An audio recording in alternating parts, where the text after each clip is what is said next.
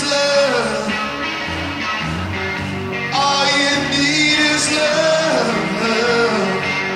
And love is all you need. Hello there, I'm Lloyd Evans and you're watching the John Cedars channel from the bunker, and this is a special bonus video, basically having finished doing the rebuttal for the Saturday of the 2019 Love Never Fails Convention of Jehovah's Witnesses. I've discovered that I simply have too much material for one video, so my solution is to create a bonus video with material that didn't quite make the final cut, but which I still found interesting. So if you're one of those people who just cannot get enough of the crazy manipulative material that gets shown at these conventions, well, you're in luck, because here is some more of it.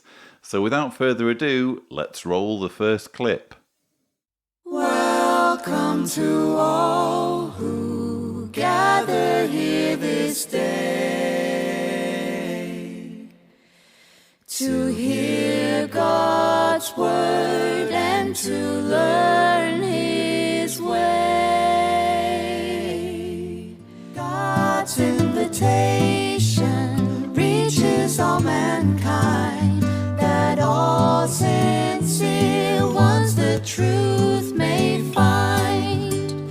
God by His Son has drawn us to His side, so welcome one another with hearts opened wide.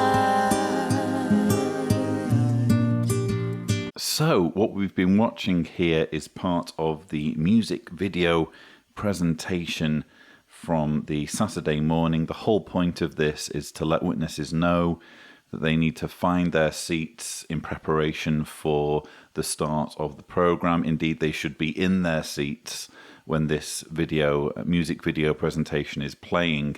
And it seems to me that Watchtower is trying to push the message that this is a multinational, multicultural organization. It's showing here Indian dancers performing one of the kingdom songs in Indian Sign Language. Obviously unfortunate that deaf people here are in a way being exploited by being given false hope that if they do everything they can to stick close to the organization, they will miraculously be cured of their deafness at some point. So that's sad, but I've included this more to give a hint of the kind of atmosphere that witnesses are seeing when they come to the convention. Undoubtedly, this kind of performance is going to get witnesses excited for the talks they're about to hear.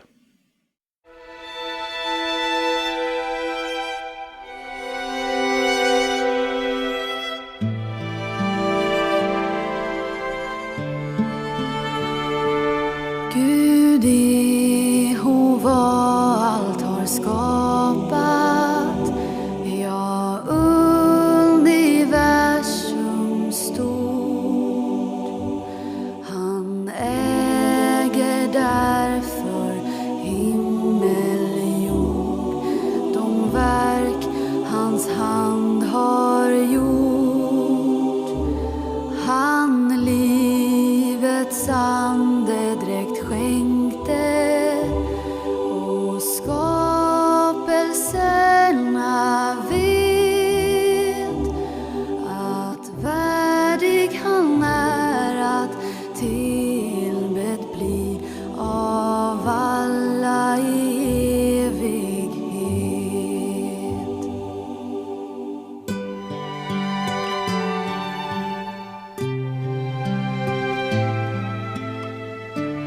I vatten Jesus blev nedsänkt, han bad med psalmens ord. Din vilja, o min Gud, ja nu. So we're still in the music video presentation on Saturday morning. The talks haven't even begun yet, and we're still seeing on the screens some fascinating material that's been produced by Watchtower's writing department, depicting someone becoming a Jehovah's Witness by being reasoned to as an adult which, as we all know, is not the way most people become Jehovah's Witnesses. Most people become Jehovah's Witnesses, at least in my experience, through child indoctrination, through having their childhoods hijacked and being fed wrong information from when they are dependent and trusting in their parents. So it's a rather unrealistic, in my view, portrayal of someone becoming a witness as an adult and just swallowing hook, line and sinker, whatever they're told. Very awkward as well to see the man being shown having a tablet thrust in front of his face in his office. Do witnesses, seriously, if there are any witnesses watching this, is that something you feel comfortable doing? Because I've never even tried it. I left the organisation before videos became a big thing. But I can only imagine how awkward it must be to be required as a witness to try to make adults watch videos that have been produced by Watchtower, knowing how crazy and manipulative and creepy many of these videos are. I would cringe as a witness if I were required to do that to people, just total strangers on the ministry, never mind to workmates. But that's apparently what witnesses are expected to do. And it apparently works in this case because the guy starts studying with his colleague and he goes to a party and there are people shoving him and drinking. Oh gosh, the horror, people drinking at a party. You're only allowed to drink, as we all know, in the privacy of your Bethel room. Isn't that right, Tony Morris? So people drinking publicly in a very brazen way. And he goes out on the balcony and someone even has the gall to offer him a cigarette. Imagine being in such a stressful situation. So this is apparently what parties are in the minds of the Watchtower writers. There's no such thing as a quote-unquote worldly party where people just have a good time. No one's interested in shoving anyone, and no one's interested in plying other people with drugs and alcohol if they don't want to partake. No, a worldly party has to be this very threatening experience, which this man is going through, and the fact that he finds everything so threatening and disturbing makes him a prime candidate for baptism.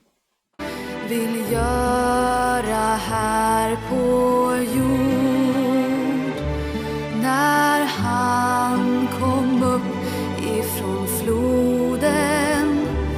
Hans önskan var att ge som Guds moderson lojalt. Han bad min far, låt din vilja ske.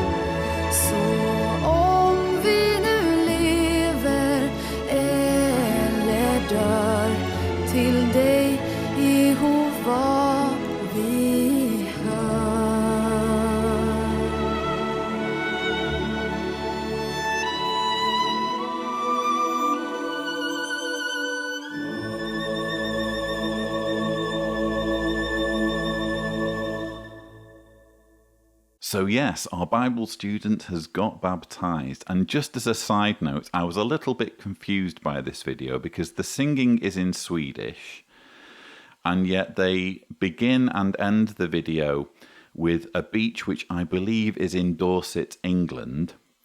And I also recognise the man who is depicted giving the baptism talk as an old friend of mine, or at least someone I've met. And obviously I was raised in the UK, so I can't make my mind up whether this was filmed in the UK or Sweden or both. I'm a bit disoriented by this video. But anyway, the man, having survived his ordeal at the worldly party, presses on with his study, and he gets baptized.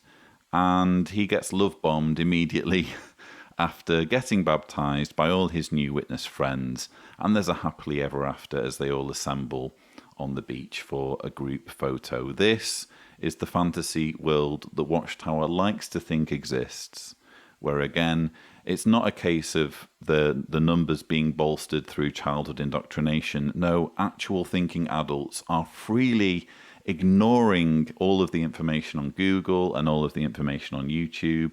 They're ignoring the terrible reputation that witnesses have and just swallowing hook, line and sinker whatever their witness colleague at work tells them. In the circuit work, we visit several poor communities in the city of Rio de Janeiro. One of the challenges we face here is security.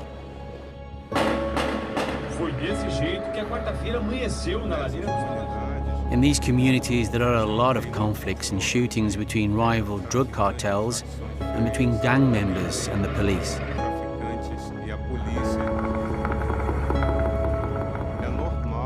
It's common for us to see armed gang members when we're preaching, and often they're taking drugs. When we're visiting the congregations in these communities, the brothers really take care of us and don't let us out of their sight.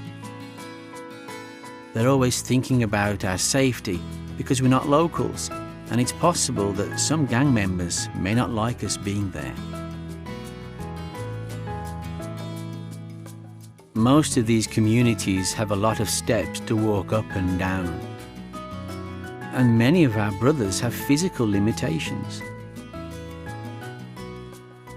However, just knowing that our brothers are always close by gives us the strength to continue serving them in the circuit.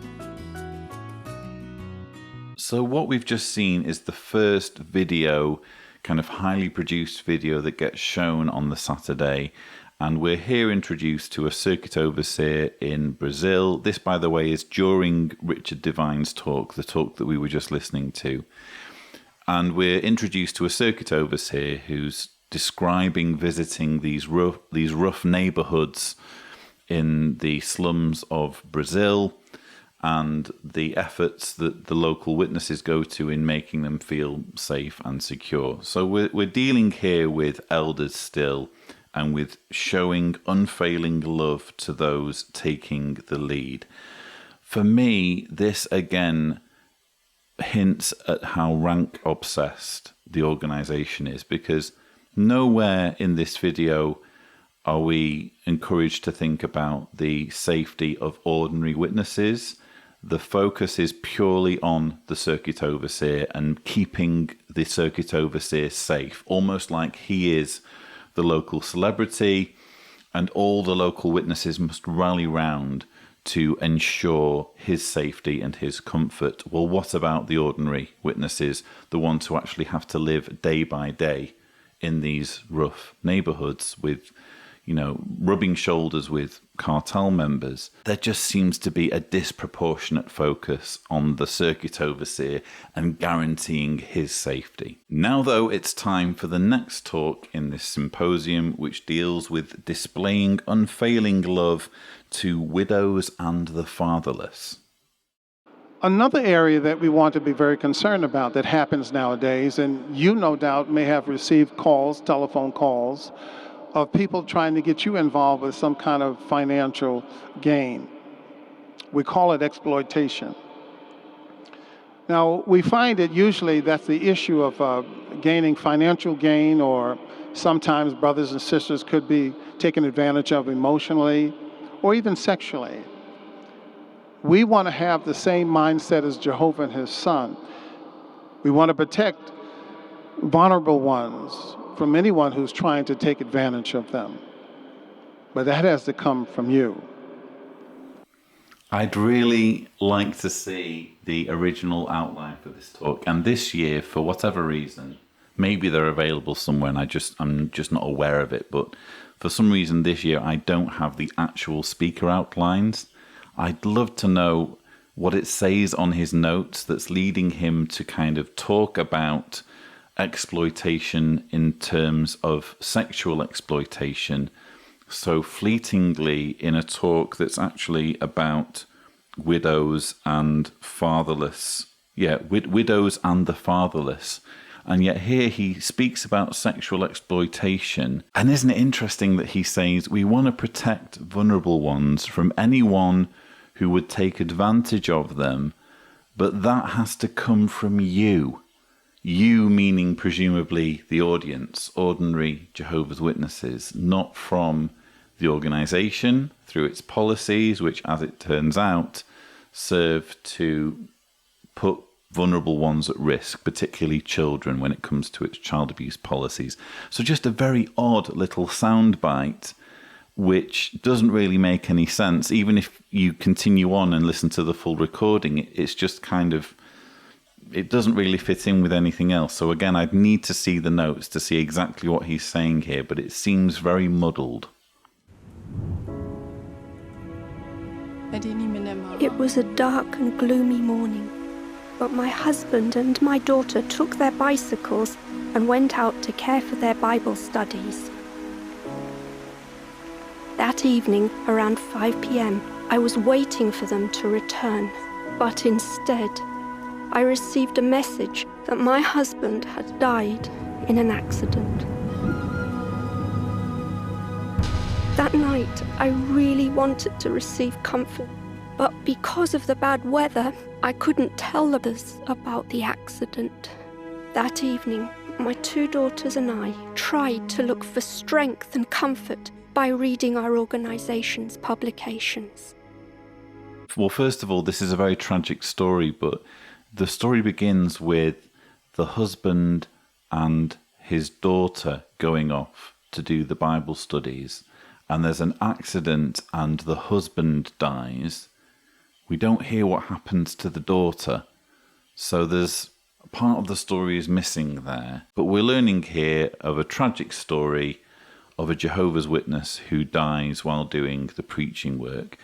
And the real message, or at least the message that I take away from this, is that, as you would expect, Jehovah's Witnesses are not immune from tragedy, even when they are doing the preaching work, which is supposed to be, there's supposed to be angels involved in this preaching work. And you routinely hear stories of, witnesses praying for strength or being blessed in some way to help them do the preaching work. Well, where was the angel, or where was the blessing or the help for this poor guy who died in an accident in the rain when he was doing the work he was supposed to do to please God? Where was his protection? Where was his blessing?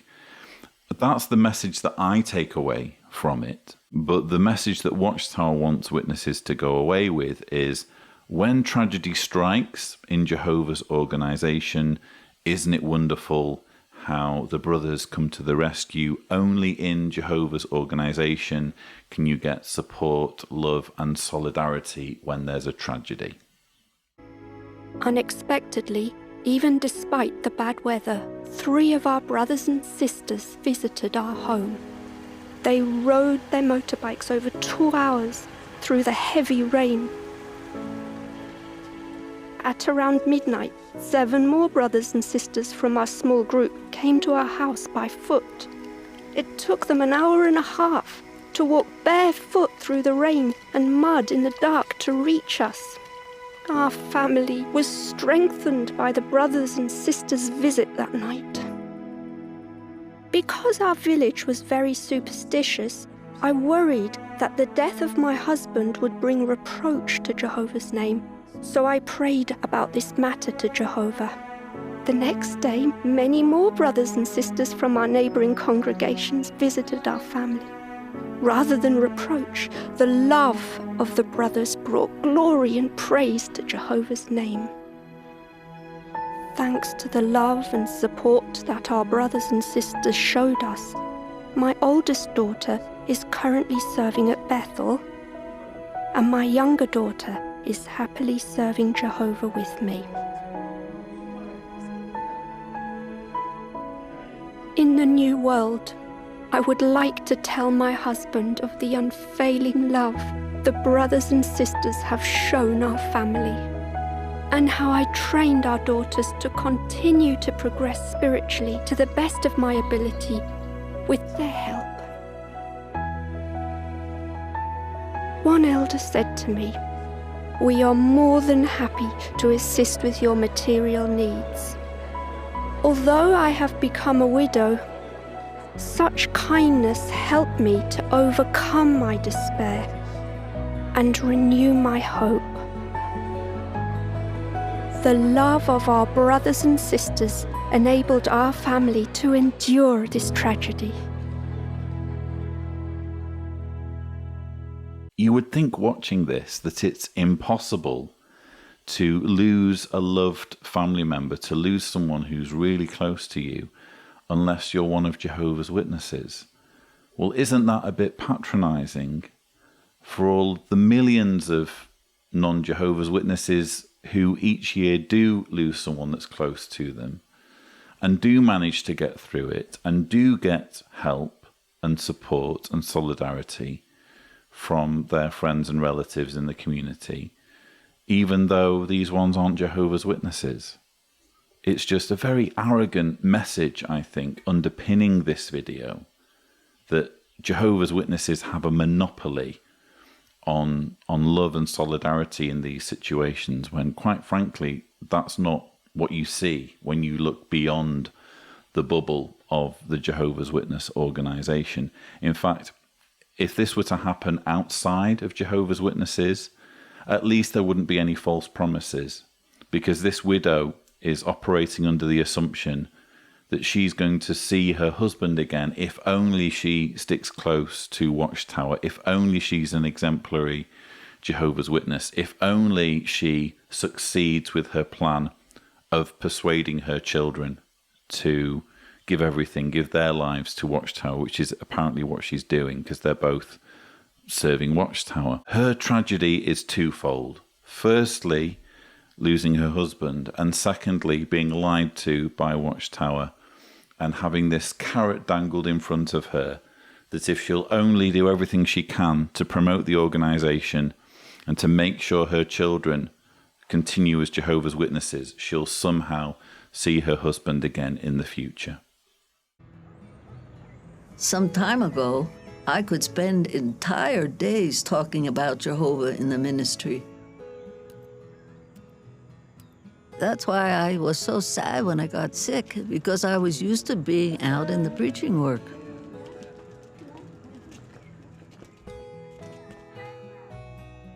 I feel like I don't have the strength to do as much as I used to.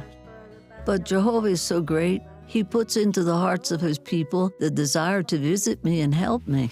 They've cleaned my house. They even washed my clothes and prepared my meals. It makes me happy to see them arrive, and I tell them, "It's so good to see you.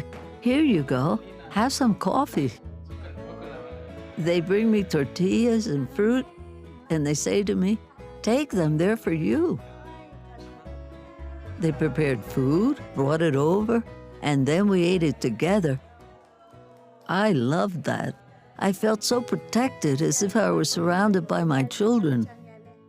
The sisters really helped me. A couple of days before our meeting, they write out my comments in big letters. Then I can practice them over and over again. That way, I can give a comment at the meeting. But then I am sad when the brothers leave. I wish they could always be by my side. Then I remember Jehovah is always with me. Some time ago, I was in better health. I could still go out in service. But the brothers and sisters have come to my aid. I've been able to go out in public witnessing with the cart. I continually see Jehovah's support and protection. It really touches my heart. So we're now in the third item of the Saturday morning symposium. display unfailing love in the congregation to the elderly. And what's interesting here is, well, first of all, you see at the end there, the lady tearing up kind of very emotionally. Paulina, her name is. She's crying there on camera. And this is a very common tactic in Watchtower propaganda, not just in convention videos, but also in JW broadcasting episodes. They'll routinely show someone crying because it's a very clever way of bypassing logic and reasoning. If you can get straight through to people's emotions, you can neutralize, in some cases at least, their skepticism. So that's what's happening here. Not saying that Paulina isn't sincere with her crying, but just that it's very cleverly been used there by Watchtower. And also, I don't think that, I'm sure that this has really happened in Paulina's case. I don't doubt the truthfulness of the account. I just don't think it's necessarily realistic that this is how all elderly Jehovah's Witnesses are treated.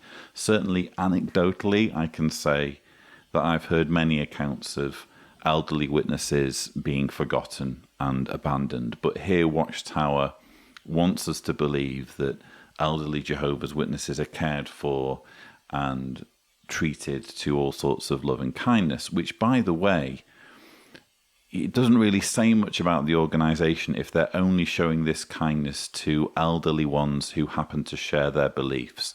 It would be far more impressive if there were teams of Jehovah's Witnesses calling on elderly ones who aren't Jehovah's Witnesses, who are unbelievers, and still showing this kind of care and concern and charity. To only show this kind of care and concern on the basis that someone shares your beliefs is to be showing kindness with strings attached. The School for Kingdom Evangelizers equipped qualified pioneers to further expand their ministry. Could you attend this school? Before you answer, please give close attention to the following encouragement. Since its inception in 2014, the School for Kingdom Evangelizers has accomplished much good in the worldwide field. This 2-month school is designed to train experienced pioneers who are willing to serve wherever they're needed. And while many have eagerly reached out for this opportunity, others hold back. Why? Some might reason, I'm content where I am. I have a good job that supports my pioneering. I'm needed in the congregation. I could be sent anywhere.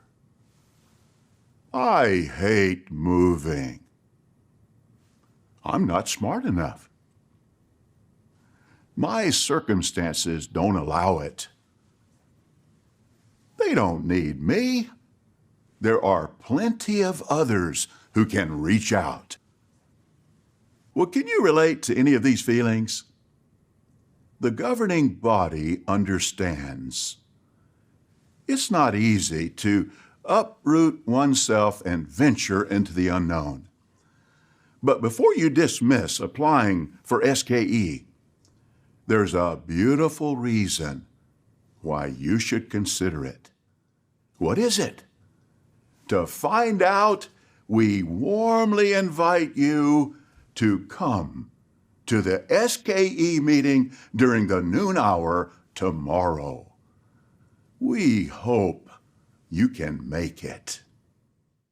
So there we have it. Stephen Lett plugging the School for Kingdom Evangelizers during the announcements at the convention there. And for those of you who've never been to a Jehovah's Witness convention, I realize there are many who watch my channel who've never been Jehovah's Witnesses, you're just interested. When I went to conventions, there used to be a meeting for those who wanted to go to Bethel, or I think it was actually called the Gilead meeting. Do you want to go to Gilead? And Gilead used to be something that almost anyone could apply for so long as they were kind of like a married couple, and they were willing to, go wherever they were sent. But now Gilead is a far more exclusive arrangement for people who are already kind of have many years under their belt as full-time, in the full-time work for Jehovah's Witnesses. So they've now made it so that the meeting at the convention is for SKE. SKE, or the School for Kingdom Evangelizers, is the current incarnation of the school that I went to for 2 months in 2005, which was the Ministerial Training School. The Ministerial Training School became the Bible School for Single Brothers, and then I think it became the School for Couples or something. Anyway, there have been a lot of changes, and the current incarnation is the School for Kingdom Evangelizers, which, credit where credit's due, you can actually go to if you are a sister. So the MTS arrangement was purely for men, and actually the SKE arrangement is also inclusive for sisters, albeit that just because you graduate from SKE as a sister, that doesn't mean that you can have the same privileges that men have. So interesting that Stephen Lett is here promoting SKE during the program in a highly polished, kind of produced video, which essentially goads witnesses who might have reasons for not going to SKE, pioneers, that is, who don't feel that SKE is for them, and says, these are all the reasons why you're probably not interested in going, but there is a reason, and to find out what that reason is, you need to come to the meeting. So quite an interesting way of drumming up support for this particular arrangement. But now we must move on to the Saturday afternoon session, and we start off with another music video presentation.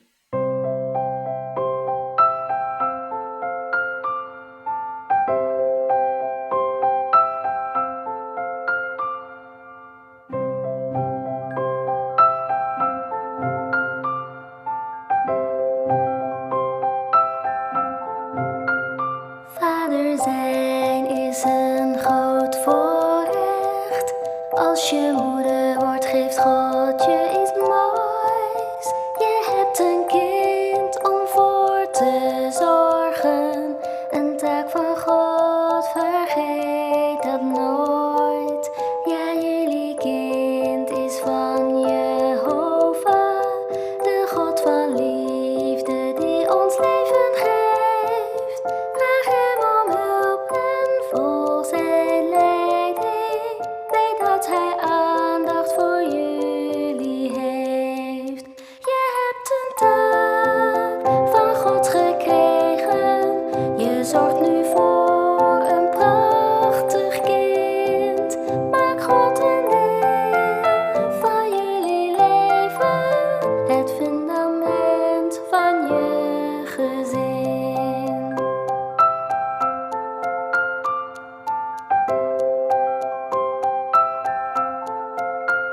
Als Gods woord eerst in jouw hart is, zien je kinderen dat God voor je leeft.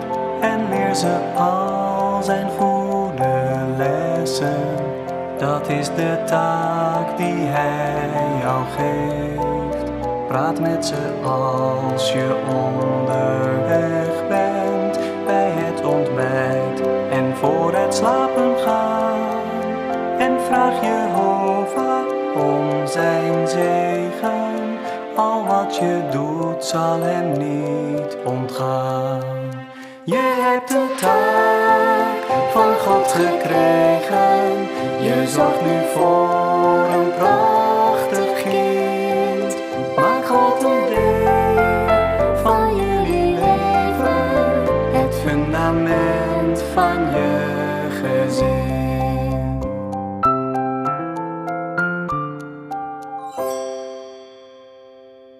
So we've just seen part of another music video presentation, this one shown to witnesses at the start of the afternoon session on the Saturday.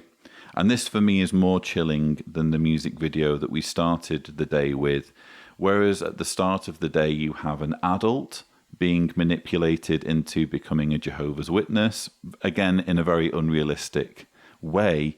This one is actually far more realistic, and I'm sure it's the experience of many who are watching this video who were raised as witnesses. Watchtower has no shame in manipulating parents to raise their children as witnesses, even from when they're babies. You have that horrific scene where even a baby is having that publication, The Lessons You Can Learn from the Bible, thrust in its face.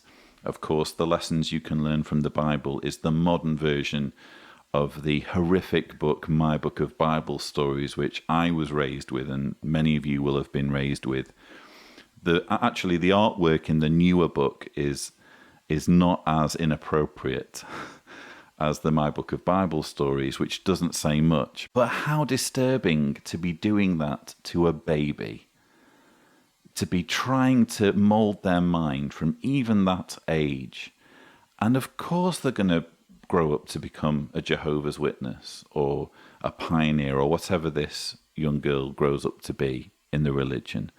Of course they're going to take it seriously if they've had their mind pummeled with nonsense from such a young age. It works for Jehovah's Witnesses, it works for Muslims, it works for Baptists, it works for Mormons, it works for Sikhs, you name it. All of the religions do it, and Watchtower is shameless in celebrating the fact that they do it too. Brother Griffin, you mentioned to me earlier that you've seen a pattern of what it takes to show personal interest. Can you tell us a bit more about that? Absolutely. When you talk to brothers and sisters who have progressive Bible studies and who have successfully aided new ones to serve Jehovah, what you'll notice is patterns begin to emerge. One of the patterns is that they prepare before they go out into the service. So I haven't included this clip because anything particularly interesting is being said. I've selected it more because of who's being interviewed. So just for some context, we're currently in the first symposium of the Saturday afternoon. Actually, it's not a symposium, it's just an hour-long video that Watchtower has put together of Skype interviews with various Watchtower heavies from around the world. One of these is Anthony Griffin, who is on the United States Branch Committee. And I wanted to include this because some of you may find Anthony Griffin familiar from another one of my videos, and I wanted to take this opportunity to jog your memory. This is the last time we saw Anthony Griffin on the John Cedars channel.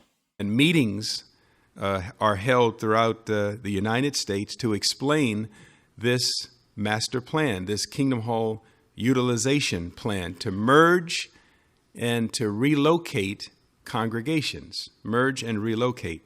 At the time of the preparation of this report, you can see the benefits. I don't know if you can see the total figures, but before this plan, we had over 100 or about 195 overcrowded auditoriums. Overcrowded auditoriums are auditoriums with more than 4 congregations. But after merging and relocating congregations, better utilizing congregations, with the 30 studies that are represented in this report, we're down to now only 32 overcrowded auditoriums. So you see the benefit of initiating this master plan. And that represents over $100 million in savings because of this master plan. So Jehovah's really blessing that. So yes, just to be clear, this is nothing to do with the convention at this point. I am totally deviating from the convention program just to reacquaint you or acquaint you for the first time, if necessary, with Anthony Griffin and who Anthony Griffin is and why you need to know who he is.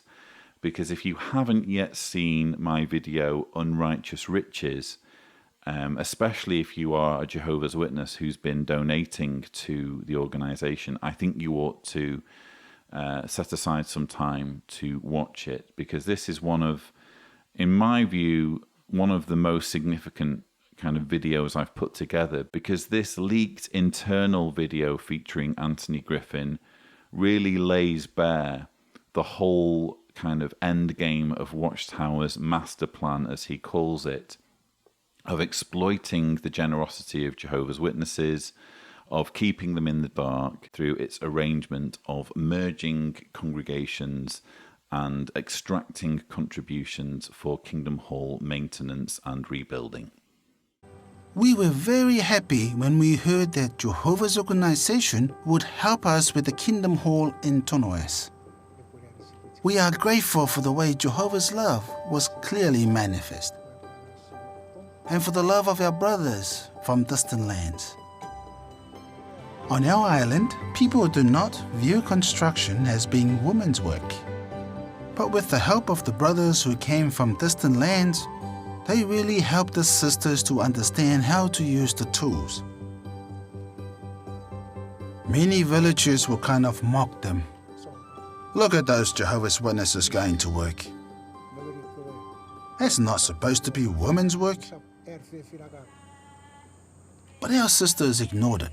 Because of their deep love for Jehovah, they walked, singing our songs so they would not hear others mocking them. Today, we are very thankful to our God Jehovah and to our brothers around the world because of their love and hard work on behalf of our new Kingdom Hall. So we're still in the hour-long symposium being presented by Ron Curzon, how our brothers are showing unfailing love in, and this particular part is about Oceania. So we're in an island somewhere in the Pacific. And the reason why I've selected this particular clip is because I think it's quite misleading. It seems to be sending the message that Jehovah's Witnesses are a progressive organization in terms of gender equality and are ahead of the times in allowing women to be involved in the construction of kingdom halls, even in countries where women aren't expected to do construction work. That seems to be the message as far as I can tell from this video. But anyone who knows anything about the way women are treated in this organization, I mean, we've already seen, if you watch the main part of my rebuttal, a talk in which women are told to have a quiet and mild spirit and basically endure unjust treatment if they're to be proper Christian wives. We've had that on the same day as we're having this. The true role of women in the Jehovah's Witness religion is one of subservience, one of subjection. They may be allowed to build kingdom halls, but they're certainly not allowed to teach in them. Their role is to clean. Their role is to build.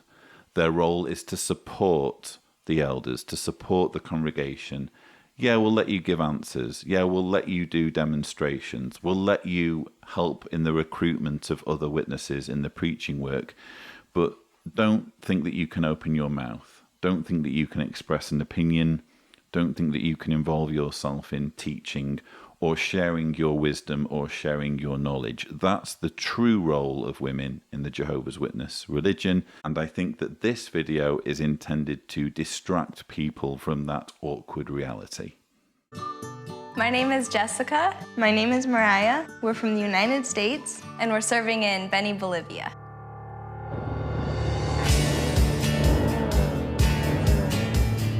We had our doubts at first about moving to another country. When you're pioneering in this area, you're in the sun a lot. You're either walking or riding a motorcycle or sometimes a bicycle out in service.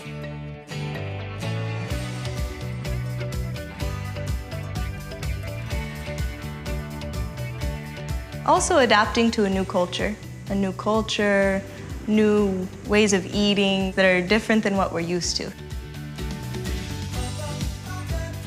But once we got here and we started going out in service, we met the brothers and sisters, we fell in love with Bolivia.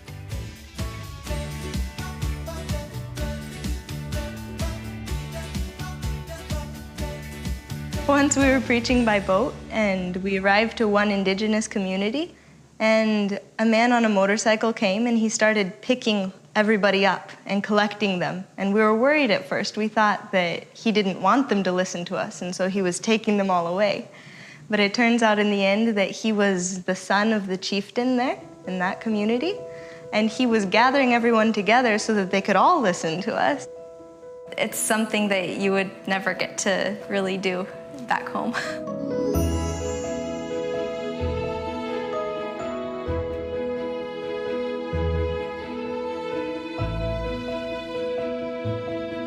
Moving here has helped us to see how Jehovah's hand has been more directly in our life. We've gotten to be part of activities that maybe we've heard about in a yearbook or maybe we hear about on the broadcasting. But getting to live those activities makes us feel very happy and closer to the organization as well. We get to see how Jehovah is moving the organization in the last days to reach as many people as possible. That really drew us a lot closer to him because we were forced to trust more in him than in ourselves. So put the car in motion and Jehovah will bless you. This, for me, was a perfect example of Watchtower propaganda that has absolutely no substance. It's all about charming people. It's all about smiles and this kind of fakeness and veneer. But when you actually analyze it and think about it, absolutely nothing of any value has been said. So you have these two young women. They seem like nice young women. They seem very friendly and very kind. But let's face it, they're not really living the real life that most people in Bolivia have to live, who are getting by on, I don't know what it is, $1.90 or less per day. They'll have their funds from back home in America, so they're living really in a bubble in this country, being supported by their parents, no doubt, or certainly in a situation where they're not having to worry on a day-to-day basis where their meal is coming from. And from this very privileged position, here they are riding to the rescue to tell Bolivians what religion they ought to have.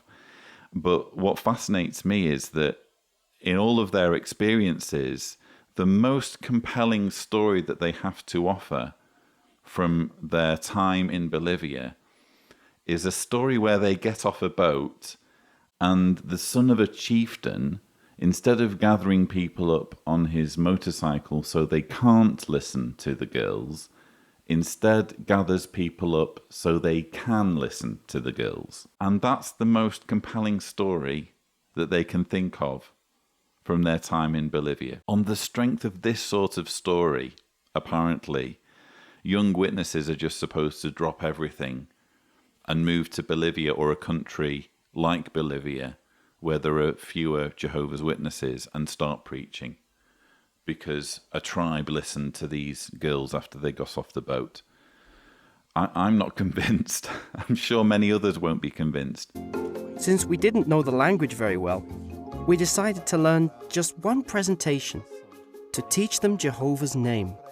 We showed God's name at every door. Some of them were really surprised. They had a Bible, they had God's name right there in their Bible, but they didn't know that Jehovah is God. It was exciting for us to see them learning Jehovah's name for the first time.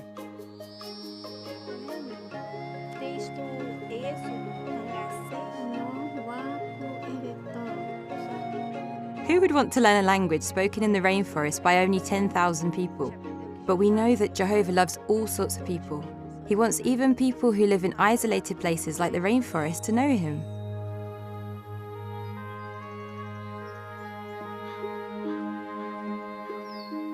I've fallen in love with the people, the assignment, and the language.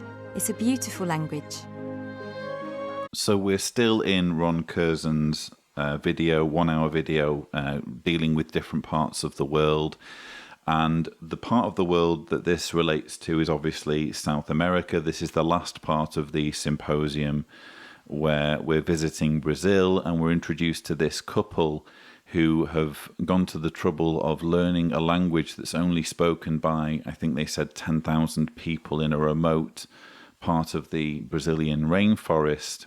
And it's been a struggle for them, but they've apparently enjoyed some degree of success in their preaching work. But what I found interesting was where she mentioned that Jehovah is interested in people of all sorts, even people who live in isolated areas. Well, that's, if you actually look at what's happening worldwide with Jehovah's Witnesses, that's simply not true. It's easy for this couple. You might not think it's easy to preach in the Brazilian rainforest, but actually it is if you look at the world situation with Jehovah's Witnesses, because Brazil is not an Islamic country and it's not a communist country. Basically, anywhere where there isn't Islam as the state religion, or there isn't communism or very strict totalitarianism, witnesses are able to flourish, including the Brazilian rainforest. The minute you venture to parts of the world that are less favourable to Jehovah's Witnesses, regions of the world such as North Africa, such as the Middle East, such as huge areas of Asia, such as, for example, North Korea, Somalia, Afghanistan, well, that's when we start to see just how interested God is in reaching isolated tribes and pockets of people to spare them the destruction at Armageddon. When we actually analyse where witnesses are distributed, it's not in these areas. Apparently, God isn't quite so interested in preventing his slaughter, his own slaughter of people in, again, North Africa, Asia, the Middle East. He is interested in people in the Brazilian rainforest for reasons you're best asking him. But this is not, at least according to the way witnesses are dispersed globally, God is very much partial and seems to want a disproportionate number of those who survive Armageddon to be from Europe, North America, South America, Australasia, Middle to South Africa, those parts of the world where it's easier to get the witness message across.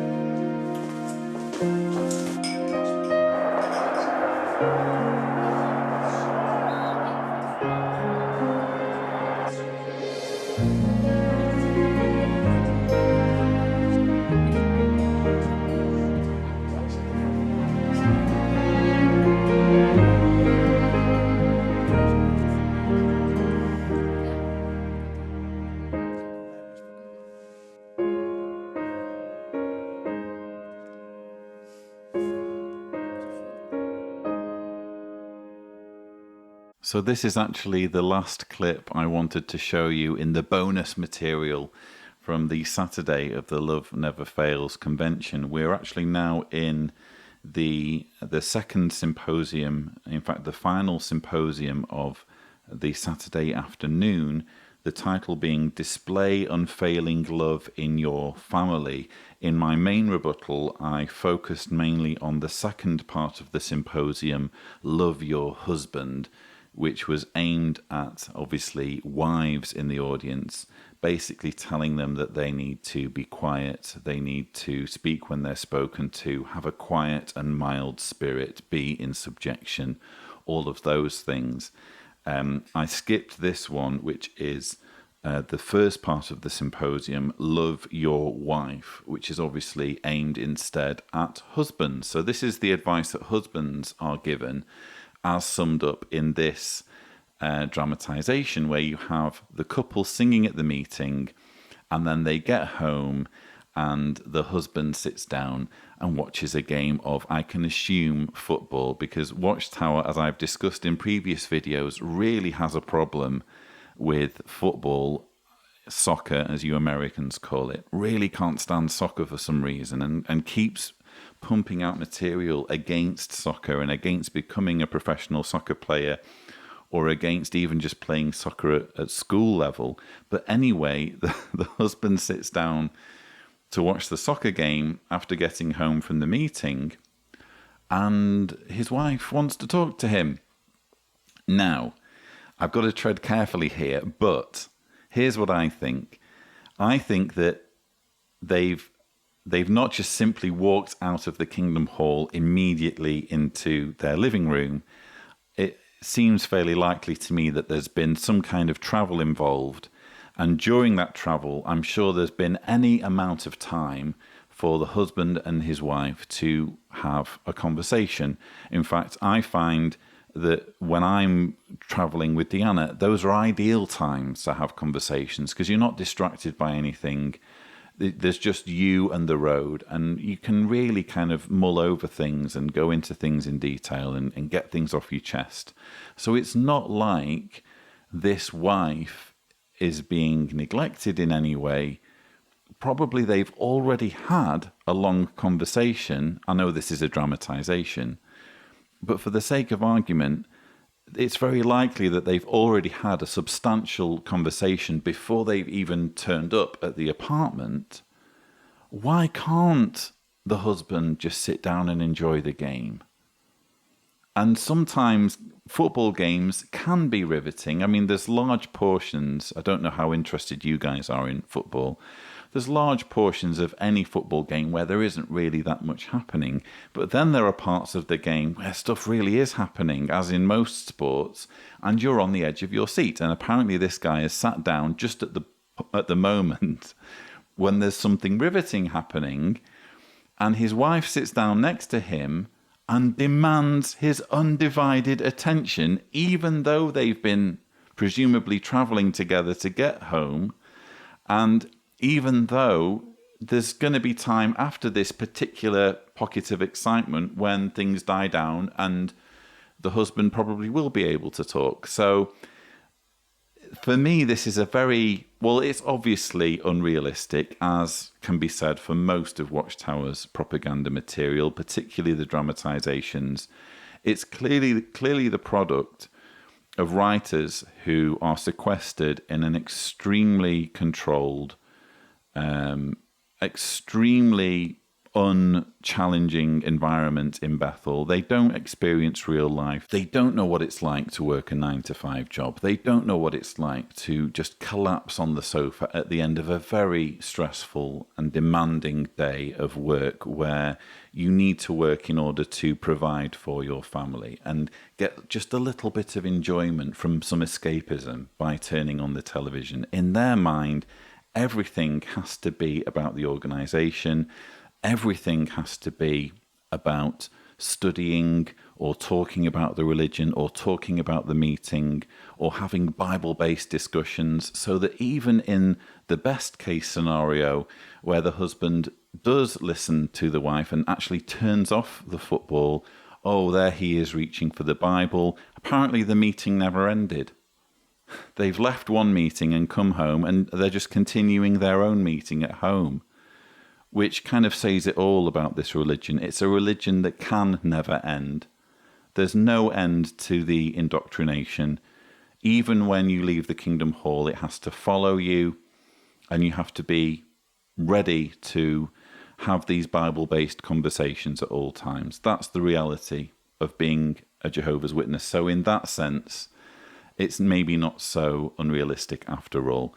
But those were my views on this bonus material from the Saturday rebuttal that didn't quite make it into the main rebuttal. But I hope that you found this interesting as I have, even if it didn't, again, quite make it into the main rebuttal. There are some interesting little morsels to feast on there of spiritual food without wanting to trigger you guys. But anyway, I am now going to get stuck in to preparing for the Sunday rebuttal. No rest for the wicked, but I do hope you have enjoyed this video. Don't forget to subscribe to the John Cedars channel for more such videos, and as always, thank you for watching.